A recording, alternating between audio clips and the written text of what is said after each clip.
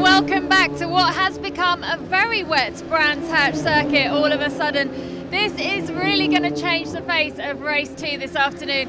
Here to tell us a bit more about how he thinks the Ferraris are going to go is Gary Eastwood. Now, Gary, you've driven both the Porsches and the Ferraris, haven't you? Which do you think goes better in the rain?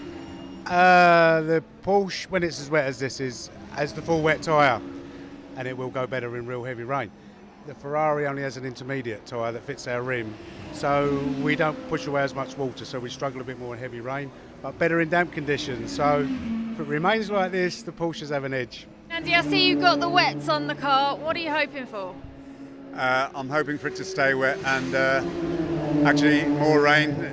The Porsches they've got a really good wet tyre as compared to the Ferraris, where their tyre is more like an intermediate. And so as it went to a dry wet, from wet to dry yesterday in qualifying, we got a lot of understeer on the car, as opposed to in the earlier free practice when it was monsoon weather, we were walking away with it. So a bit more rain, please. Yeah, I'll leave you to do your rain dance. Good luck. Thank you. Well, today's weather dramas at Brands Hatch continue. Race 2 has officially been declared wet, so all the cars do have their wet tyres on. But as we know from our chats earlier, Andy Ruin, well, he's hoping for full-on rain. That's going to suit him better. But these Ferraris, well, they're going to be better if there's a drying line. At the moment, there's no rain falling, but the track is very slippy. It's going to be an exciting race. Let's go racing. So Peter Bamford lines up on pole position with David Tomlin alongside him, Jordan Witt and Andy Rowan once more sharing the second row of the grid with Paul Cope and Michael Simmons locking out row 3. Then Michael Saunders and Simon Blankley on the 4th row. Russell Foster looking to build on his race 1 group victory from 11th, although main group rival Mark Radcliffe alongside him on row number 6 with David Witt and Sean Winder rounding out the field. It's going to be a very tough race. Look at this weather, it really has taken a turn for the inclement as away we go on the rolling start, and David Tomlin rockets into the early lead. So Tomlin, who won race 1 earlier on today in dry conditions, in these wet conditions already finding the paces. Jordan Witt goes around the outside of everybody through Paddock Hill Bend. Jordan Witt, a little chevron, using the car's nimble handling to full effect. He gained 2 places through Paddock, starts the race.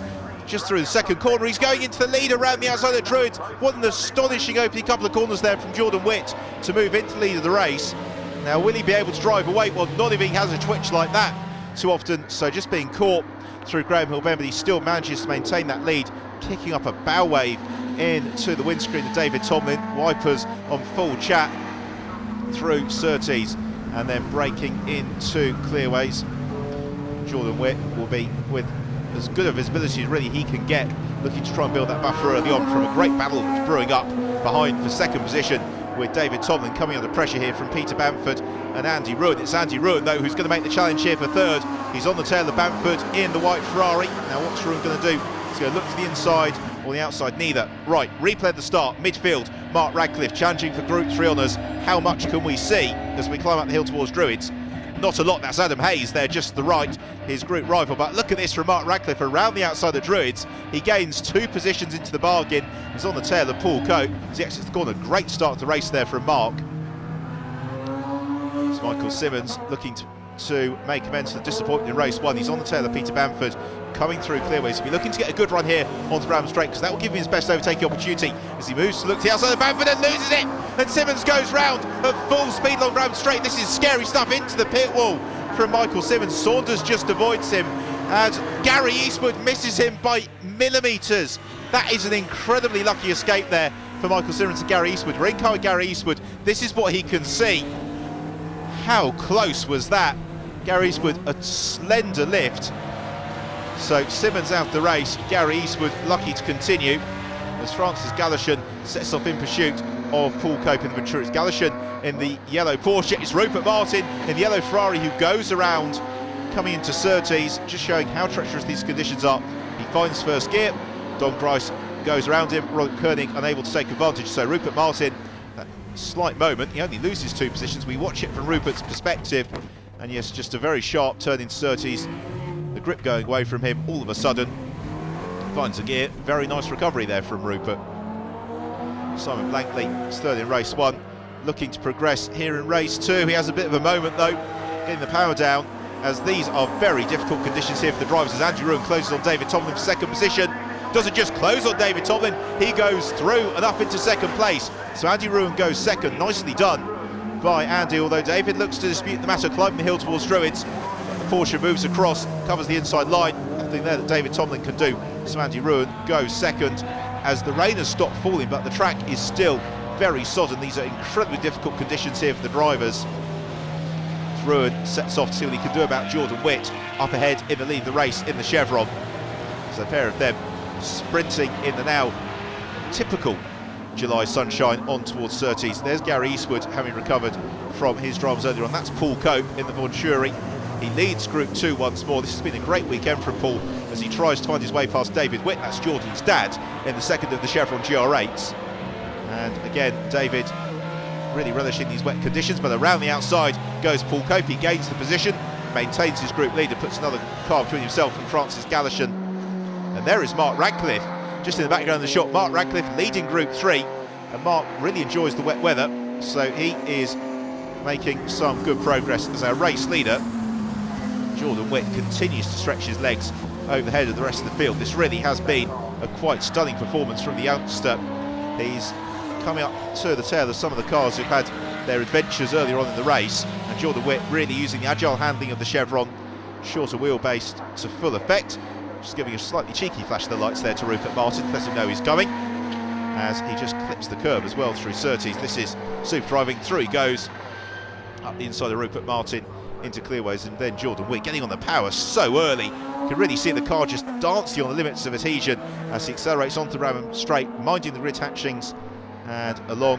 As Simon Blankley has a moment, Blankley rotates away, and he was on the tail of David Tomlin there for third in the race. So David Tomlin, well, he holds on the podium for the moment. As Blankley recovers, he goes a place down to Mark Radcliffe, who continues to lead Group 3. And there is the man he's fighting for Group 3 runners in the background, Adam Hayes. Well, Mark always says, I want it to rain, because he really does feel that he goes much better in the wet weather than he does in the dry. And again, today is proving to be no exception. So Mark Radcliffe accelerating onto Ram straight to complete another lap as he tries to build that buffer out over Adam Hayes. But for the final time, Jordan Witt has really put in quite an emphatic performance. That opening sequence of corners was breathtaking, and then once he had a clear road in front of him, then he's just been able to build that advantage over the rest of the field. So he accelerates through Clark Curb and on to the start and finish straight. This has been a stupor drive in very tricky conditions here for Jordan Witt, and he's going to claim his maiden victory in the GT Cup Championship on his debut race weekend. The win goes to Jordan Witt by quite a significant margin over Andy Ruin in second position. Jordan Witt quite deservingly receiving the applause and acclaim of the crowds here at Brands Hatch.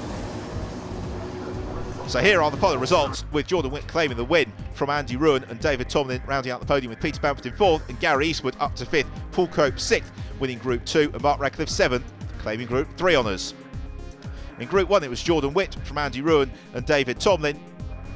Group 2 was as we had in Race 1 with Paul Cope from Francis Galashan and Sean Winder. And then in Group 3 it's Mark Radcliffe's turn to stand top of the podium from Adam Hayes and Russell Foster. Well, Jordan, you said you wanted rain, you got your rain. Quite a debut, quite a start to your GT Cup racing career. Yeah, no, I was really pleased with that. As soon as I saw the rain coming, we got to the grid and it started raining, and when I was sat inside the car, and I thought, well, this could be good now. So I'm happy with the debut. I can't ask for anything better than what I've done today. No, fantastic result for the team, well done. Yeah, it is, thank you very much. Well, Paul, perfect day for you in the Venturi out there. Yeah, 2 group wins. It's good, isn't it? Yes, I'm really pleased. And she kept going and kept going quickly. So no front tires left, but we got there in the end, just about. Well, Mark, congratulations. Group 3 win for you there. You got Adam all over you though, hadn't you? For a little while, I built a gap on him then, and it was comfortable after that. You know, I really enjoyed driving in the wet, and that was just fantastic. Really enjoyed it. Had some huge moments during the race. Well, at the start of the race, we couldn't see anything. Blind faith. I kept the foot in it and got around. Brilliant. So in terms of championship standings, it's Andy Ruin who leads Group 1, building his buffer over David Tomlin and Rupert Martin in 3rd. In Group 2, the ever-consistent Sean Winder leads it just by from Francis Galashan and Tom Andrew, who missed out this weekend. And then in Group 3, Adam Hayes has done enough to overhaul Bartley Dougal at the top of standings with Mark Radcliffe in 3rd. In terms of the overall championship, it's Andy Rowan who leads the way from David Tomlin, then Sean Winder up in third, Francis Gallishan in fourth, and Adam Hayes rounds out the top 5. Well, that concludes another very unpredictable day of racing for the GT Cup here at Brands Hatch. You'd never guess it was July from the weather, but it certainly made for some incredible action out on track. Next time we'll be heading to Donington Park to enjoy all the action on and off track. Do watch on Motors TV on the 26th of August at 7:25 p.m. But from Brands Hatch, goodbye.